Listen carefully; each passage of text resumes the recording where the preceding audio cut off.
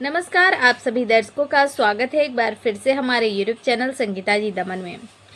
दोस्तों, लोकसभा चुनाव 2024 की अगर हम बात करें तो कहीं ना कहीं कुछ ऐसे प्रमुख चेहरे थे जिसको भारतीय जनता पार्टी ने दरकिनार कर दिया था, लेकिन अब वो चेहरे आगामी विधानसभा चुनाव में अहम माने जा रहे हैं और इनको पार्टियां कहीं ना कहीं साधने का प्रयास भी कर रही है।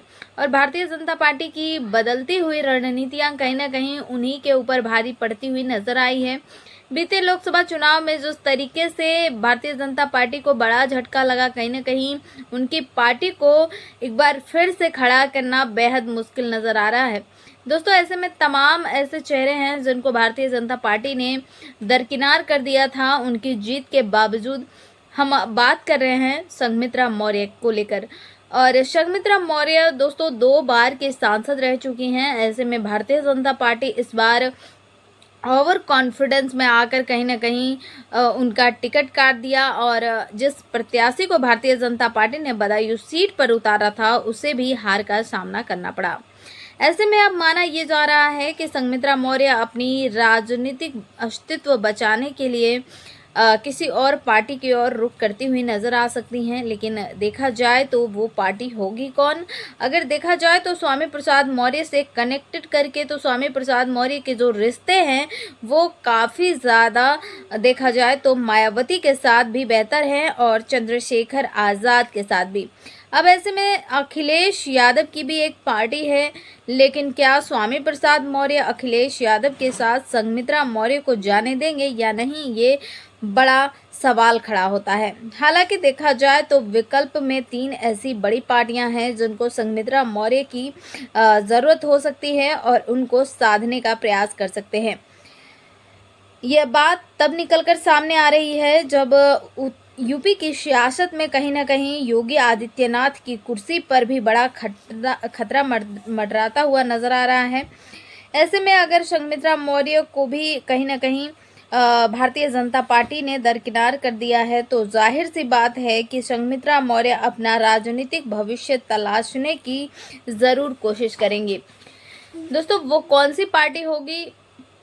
अगर देखा जाए तो चंद्रशेखर आज़ाद स्वामी प्रसाद मौर्य को सपोर्ट करने के लिए कुशीनगर लोकसभा सीट पर चुनावी मैदान में उतरते हुए नजर आए और उनके लिए चुनाव प्रचार करते हुए नजर आए। वहीं अगर मायावती की अगर हम बात करें तो 25 सालों तक स्वामी प्रसाद मौर्य ने कहीं ना कहीं मायावती की पार्टी को सर्व किया है। तो ऐसे में अब देखा जाए तो अखिलेश यादव भी ऐसे में एक युवा चेहरे की तलाश में हैं जो भारतीय जनता पार्टी का जनाधार लेकर आए और उनकी पार्टी को फायदा पहुंचाए। ऐसे में माना यही जा रहा है कि अब ये 3 पार्टियां कहीं ना कहीं संघमित्रा मौर्य को साधने का प्रयास कर सकती है और स्वामी प्रसाद मौर्य भी इनको इनकार नहीं कर पाएंगे। अब किस तरीके से पूरा समीकरण बनेगा ये देखना दिलचस्प होगा। क्या भारतीय जनता पार्टी इस बार के उपचुनाव में अपनी गलती सुधारते हुए नजर आएगी? संघमित्रा मौर्य को कोई बड़ी जिम्मेदारी देगी या फिर ये फिर से उनको दरकिनार करके इस बार के विधानसभा चुनाव और इस बार के अगर चुनाव में देखा जाए तो जिस तरीके से उपचुनाव में भी संघमित्रा मौर्य या अपर्णा यादव ऐसे तमाम चेहरे हैं, अगर उनको साइड लाइन किया गया तो जाहिर तौर पर ये चेहरे पार्टी से छिटकते हुए नजर आ सकते हैं। हालांकि अभी जो समीकरण बन रहे हैं, माना ये जा रहा है कि संघमित्रा मौर्य मायावती की ओर रुख कर सकती हैं क्योंकि स्वामी प्रसाद मौर्य का जो रुझान है, जो स्वामी प्रसाद मौर्य का सपोर्ट है वो कहीं ना कहीं मायावती की तरफ ज़्यादा दिखाई देता है। ऐसे में चंद्रशेखर आज़ाद भी युवा चेहरे हैं, 10 सीटों पर अपने प्रत्याशी उतार रहे हैं और विधानसभा चुनाव में सभी सीटों पर उन्होंने 403 सीटों पर अपने प्रत्याशी उतारने का ऐलान कर दिया है। तो ऐसे में संघमित्रा मौर्य अब किस पार्टी की ओर रुख करेंगी, ये बेहद दिलचस्प सवाल है।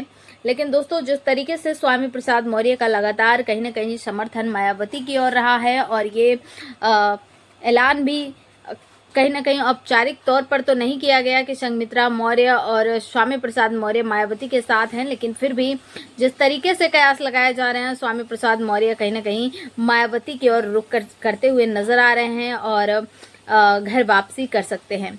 तो तो दोस्तों इस पर आपका क्या राय है, हमें कमेंट सेक्शन में ज़रूर बताएं। लेकिन दोस्तों यहाँ पर हमारी ये राय है कि स्वामी प्रसाद मौर्य की विचारधारा बहुजन समाज पार्टी से मिलती जुलती है। बहुजन समाज पार्टी की जो विचारधारा है, जो लड़ाई है, वो स्वामी प्रसाद मौर्य की है।